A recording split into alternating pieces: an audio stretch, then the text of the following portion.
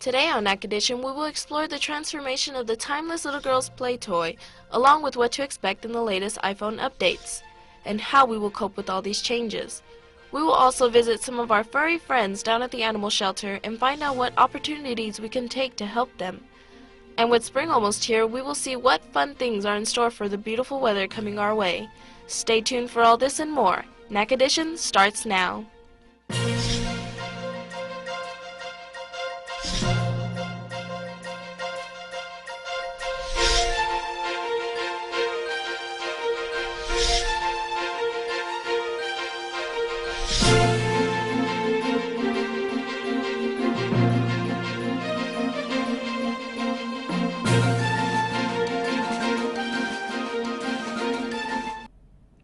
Hello, East Texas. I'm your host, and thank you for joining us today on another episode of Nac Edition, where we give you all the latest East Texas news.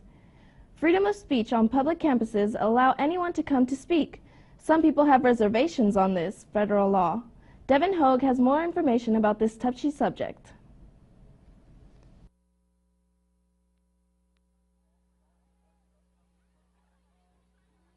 Freedom of speech is a hard thing to regulate at public schools. They have to balance the freedom of speech with issues of civility, respect, and human dignity. Basically, anyone can come here on campus on certain areas and say whatever they want.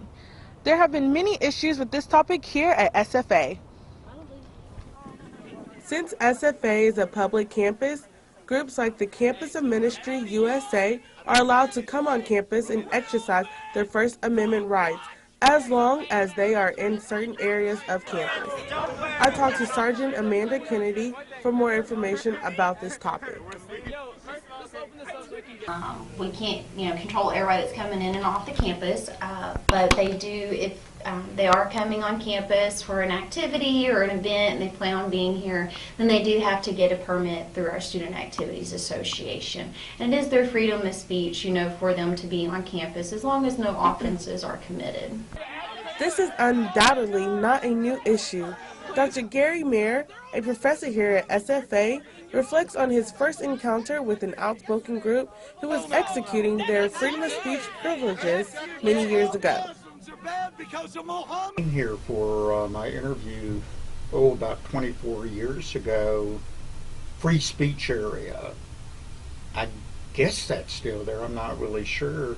And I was a little bit surprised because there was a religious group, and again, there was a lot of ranting and raving.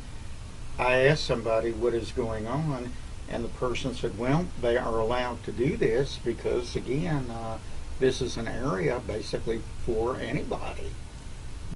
Whether people agree with it or not, freedom of speech on public campuses is a federal law that cannot be removed. As long as people have permission, they are allowed to express their opinions. This is Devin Hogue with Nac Edition.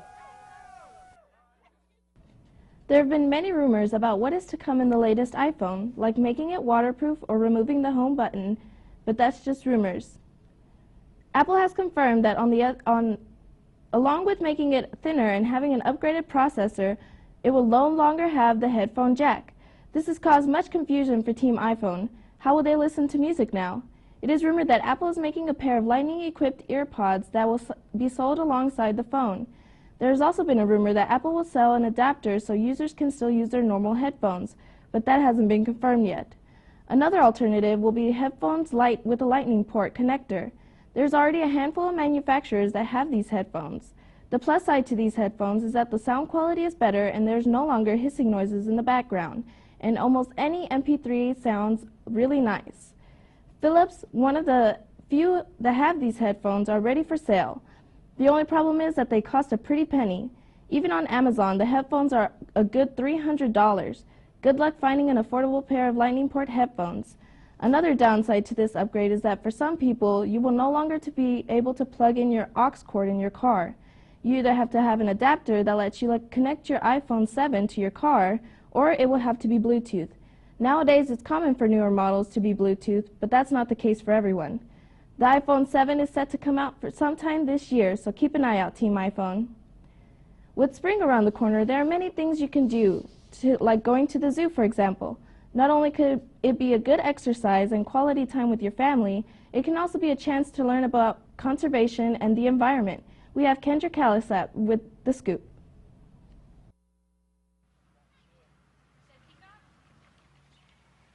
Spring is right around the corner. One way to get out and enjoy the warm weather is to visit your local zoo. The Ellen Trout Zoo is home to nearly 700 birds, mammals, and reptiles, including rare and endangered ones. With so much to see, there's also so much to learn. A study conducted by the AZA, Association of Zoos and Aquariums, found that visitors believe zoos and aquariums play an important role in conservation education.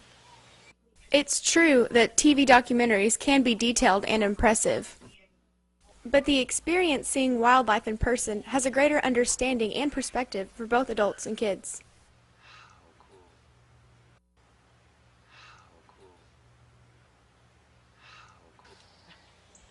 For more information about the Ellen Trout Zoo and how you can help, visit cityoflovekin.com/zoo. With the Jack TV2 Nac Edition, I'm Kendra Kalasek. When we come back, we will see how the toy industry is changing their image and some interesting facts about the animal shelter. Stay tuned for that and much more here on Nac Edition.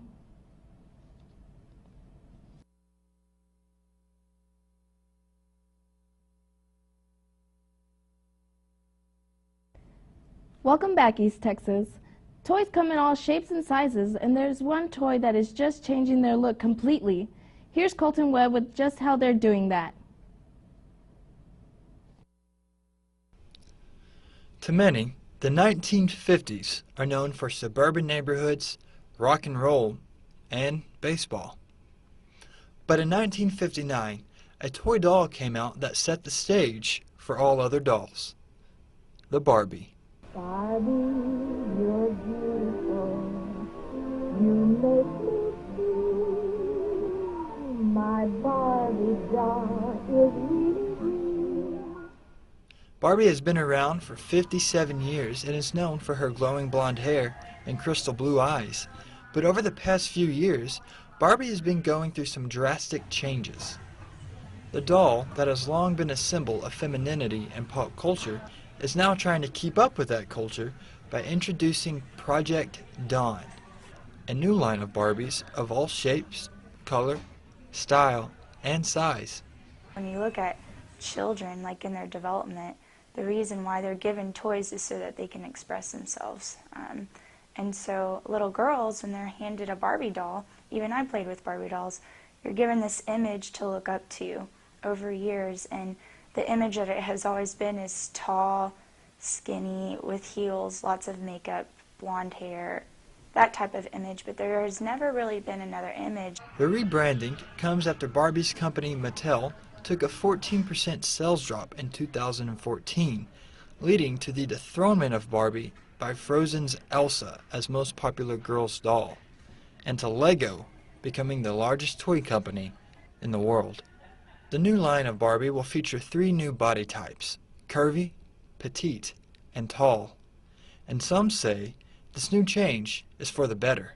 I think coming from the social work perspective, the multicultural aspect of having different cultures and different races and ethnicities and things like that is beneficial to children because it broadens their perspective of what beauty is and what maybe what they're looking for in the workplace. It's not always this tall, thin, blonde. It can be short and thin, or short and stubby, or tall. You know, it can be a variety of different things. Now, Mattel has stated that this rebranding is also an attempt at keeping up with changing times. Now, I have with me 2 dolls. And as you can see, they're quite a bit different than the original Barbie. We have light skin here, we have dark skin here, black hair, brown hair. But other than those few differences, they're still a regular Barbie. They function just the same. They both have dresses. They even come with little shoes that you can take on and off. Now, they're still a quality toy. They're still a classic toy. And really what this is Mattel giving a nod to the diversity and a culture in this current day and age, in the hopes that every little girl will be able to see herself in Barbie. This has been Colton Webb with Nac Edition. Many animals are both taken in and adopted almost every day into the animal shelter. Unfortunately, not all are adopted as soon as they should. The Nacogdoches Animal Shelter and Adoption Center holds many events to help promote adoption and give volunteer opportunities. We sent our very own Delilah Gonzalez to learn more about these fur babies. The Nacogdoches Animal Service and Adoption Center is a city-run animal shelter located on 3211 Stallings Drive, Nacogdoches, Texas. An animal shelter is a place where animals are brought in if strayed, abandoned, or even surrendered by owner. Volunteers and staff work hard to get as many of these furry friends to good homes. There's not really anything we don't do. We vaccinate animals here. We transport them back and forth to the vets. We do adopt-a-thons. We are pretty much the ones that kind of, whatever you need, we're going to do it. This past Saturday, the Nacogdoches Animal Shelter held an adopt-a-thon at PetSense, and thanks to Humane Society and the Make the Tail Wag Foundation, the animal shelter was able to hold on their second Valentine's Day special that offered a free spay and neuter that was held February 1st to the 15th to help promote adoptions. The animal shelter does provide volunteer opportunities, and if you are wanting to volunteer, you must fill out a form, send it out to the city, and wait for volunteer approval. Volunteers range from cleaning cages to just playing with the animals to help out with their socializing skills. But if you are planning to adopt, prices range from $20 to $30. You could also get a microchip inserted in case your little furry friend wanders off, and are open every day, but Sundays and on holidays. For SFA Nac Edition, I'm Delilah Gonzalez. Back to you, Esmeralda. Sadly, a member of the SFA family is no longer with us. Justin Lenderman, a senior here at SFA, passed away recently due to an ATV accident. He was majoring in criminal justice and was an active member in Kappa Alpha fraternity. His funeral was yesterday at Carraway Funeral Home in Lufkin, Texas, and in memory of him, the SFA flag was flown at half-mast yesterday. It is sad to see a fellow lumberjack go, and we give our deepest condolences to the family of Justin. You will be truly missed. After the break, we will have Iris Rios bringing us the latest weather updates. Stay tuned, East Texas.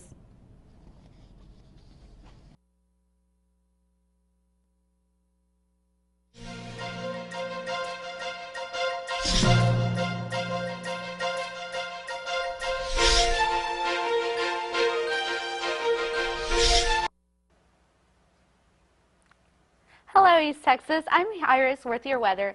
So let's start off. Let's take a look at the East Coast, where temperatures are currently around their 35s, running from New York and Maine. But they will increase within the next few days, since springs will be rolling around a little bit early. And from across, if we move a little bit across, temperatures are ranging in the low 40s, high 30s. They're still experiencing some, but if you get to the West Coast, they're still experiencing some pretty good weather right now. They will be in the high 60s soon enough. And it will be living so living by the ocean doesn't sound too bad at the moment. I mean, look at those temperatures. They had 63, 61, 66. Now we bring it back home to Texas, where we have current temperatures in the high 50s in areas such as Nacogdoches, Longview, and Tyler. But with spring getting closer, temperatures will only rise from there. So be prepared to turn on the AC and put away those winter jackets, because you probably won't need them soon enough.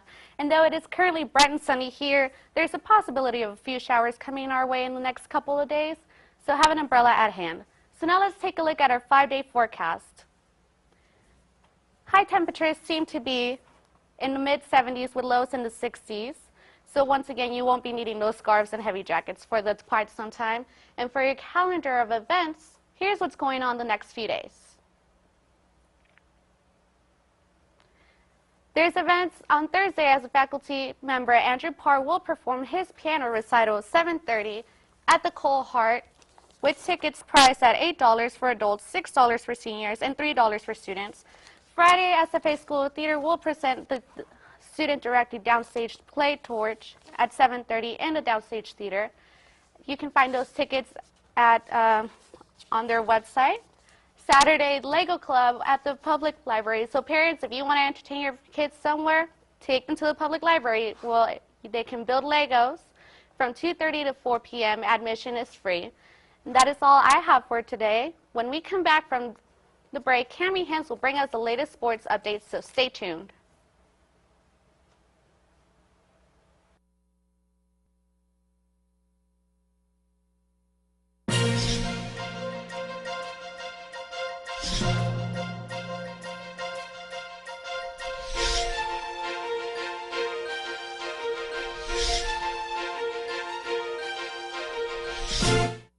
Welcome back, East Texas. I'm Cami Hens with your latest sports updates. Football season may be over, but baseball season has just begun. It's spring training time for the Rangers and the Astros. The Rangers' first spring game is March 2nd versus the 2015 World Championship team, Kansas City Royals. The Astros' first spring game is March 3rd versus the Phillies. These two Texas teams are looking forward to beginning a great season. The official first game of the regular season for the Rangers will be April 4th versus the Seattle Mariners, and the Astros will have their first game April 4th versus the Yankees. Let's get more local as we discuss SFA basketball. Last week, the Lumberjacks men's basketball team beat Northwestern State University 83-72. Demetrius Floyd finished with 13 points but set a new career best with 5 rebounds and 8 game-high assists. Thomas Walkup scored over 30 points, which makes him one of 3 in SFA history as Division I program to count 1,500 points and 500 rebounds in a year. He is now second place for NCAA Division I scoring in history. Northwestern State kept the game close, but with the help of TJ Holyfield's defense, the Jacks celebrated an 83-72 victory. The day before Valentine's Day, everyone gathered together to watch the Jacks win over Texas A&M Corpus Christi for the annual Cram the Coliseum. Several of the Jacks were suffering with the flu of the week of the game, but that didn't stop them from pushing through and getting yet another victory. Demetrius Floyd finished with 22 points and had 6 three-pointers. Ty Charles finished with 10 points and 4 assists, and Thomas Walkup finished with 9 points. Over 6,000 fans attended Cram the Coliseum at SFA, and the SFA mascot Blake Loggins was awarded the Mid-South Bank Mascot Challenge title. This is the 3rd year in a row our Lumberjack was presented with this achievement.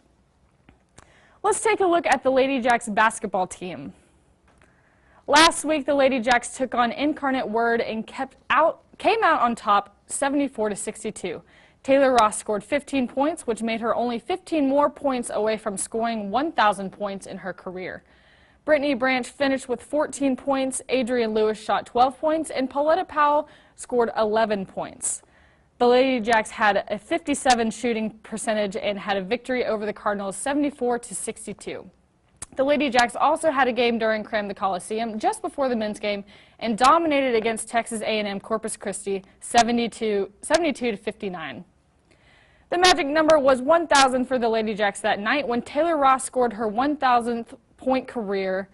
The Lady Jacks also became the 6th program in the NCAA Division I women's basketball history to reach 1,000 wins.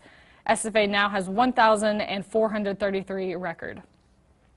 Brittany Branch made 4 three-pointers and finished the game with a total of 21 points. The Lady Jacks forced 27 turnovers from the Islanders, and freshman Kennedy Harris scored a total of 8 points, and Adrian Lewis collected 10 rebounds. The Lady Jacks finished the game with a victory of 72-59 and are on their way to play Lamar tomorrow night at 7 o'clock. Brad Underwood has moved to 2nd place in the Infinity Coaches Charity Challenge. Fans can go vote for Brad go to voteforbrad.com to cast their vote. Now let's talk about a sport that is up and coming and just might become a sport in the 2020 Summer Olympics, roller derby. I recently went to Lufkin to check out the East Texas Bombers roller derby team. Take a look.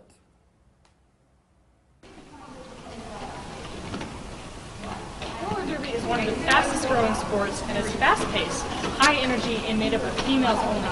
The East Texas Bombers are a local roller derby team based out of Lufkin and are made up of skaters from all around East Texas, including Tyler, Lufkin, and Nac Edition. Roller derby is a women's only contact sport in which both teams are simultaneously on offense and defense. The goal of the game is to get one player from each team to pass through the opposing team's pack to score points. There's one person from each team. They have stars on their helmets. They're called the jammers. They're the ones who score the points. So when the whistles blow, we have referees who officiate our games. When the whistle blows, that's the beginning of what is called a jam. They can last for up to 2 minutes. So during the jam, it's the jammer, it's their responsibility to fight their way through this big pack of like all these mixed skaters and get through and then go all the way around the track and come back to start scoring their first set of points. While the jammer tries to make her way through the pack, the other players of the team, called the wall, must try to keep the jammer from getting in front of them. It's during this time when the most physical activity occurs. I mean, you do a lot of physical activity. I mean, you have a jammer that's pushing you, trying to break through the line, and you're along with your other teammates in the wall, as they call it, the four blockers that consist of the wall, try to hold her back from getting any points. So you're constantly doing that. Every now and then, somebody might get bold, so you like pretty much shove them into that jammer to knock them out of bounds. Because the sport can get very physical, it is required for players to wear mouth guards, helmets, elbow pads, wrist pads, and knee pads. But the fun and physical activity of the sport is not the only thing that makes the East Texas Bombers such a well-rounded team. I like the friendship that it builds. You do have a lot of friends that you make. You get to know each other really well. You can depend on each other. The East Texas Bombers practice twice a week and are getting ready for competition starting this spring. The games take place at the Civic Center in Nacogdoches. Make sure to come out and support the East Texas Bombers May 22nd. This is Cami Hens reporting. The SFA softball team had their first tournament of the season this past weekend at the University of Louisiana at Monroe. The Lady Jacks lost their first game to Seton Hall University 6-0, but dominated Prairie View A&M 9-0 in their second game. Junior Brittany Lewis went 3 for 4 with 6 RBIs and a home run against Prairie View A&M. She also pitched a shutout in 6 innings. Lindsey Campbell also scored 3 runs and drew a walk. The next day, the Lady Jacks finished up the tournament by winning 3-0 against Grambling State University and taking home another win 7-4 against Louisiana Monroe. The Lady Jacks' next home game will be March 9th versus Louisiana Tech University. Well, that's it for sports updates this week. I'm Cami Hens. Back to you, Esmeralda. Now, before we end the show today, we have, as you know, Monday was the 2016 Grammy Awards, and if you weren't watching, Adele made her first performance on stage in 6 years. If you didn't get to see, here's a small clip of her performing her song, All I Ask.